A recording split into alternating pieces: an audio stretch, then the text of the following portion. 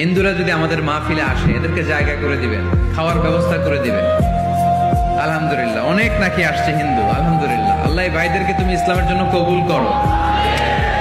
আমাদের মধ্যে যদি ইসলামের সৌন্দর্য দেখে, তাহলে তারাও কালিমা পড়ে মুসলমান হবে, ঠিক কিনা? এবং কোন হিন্দু ছেলে যদি মুসলমান হয়, তার দায়িত্ব আপনারা নেবেন এবং তার বাবা মার সাথে সেজন্য সম্পর্ক নষ্ট না করে। বাবা মা হিন্দু হোক, কোনো সমস্যা নেই, বাবা মার সাথে সুসম্পর্ক থাকবে, সুসম্পর্ক থাকবে। আল্লাহ রাসূল সাল্লাল্লাহু আলাইহি সাল্লামের স্ত্রী আয়েশা রাদিয়াল্লাহু তাআলা আনহার বোন আসমা, ওনার মা ছিলেন মুশরিকা।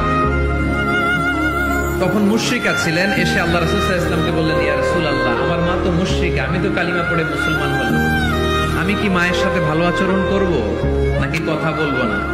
বিষ্ণু সাল্লাল্লাহু আলাইহি ওয়াসাল্লাম বললেন, খবরদার, সিলিহা, হোক মুশরিক হোক কাফের, সে তোমার মা।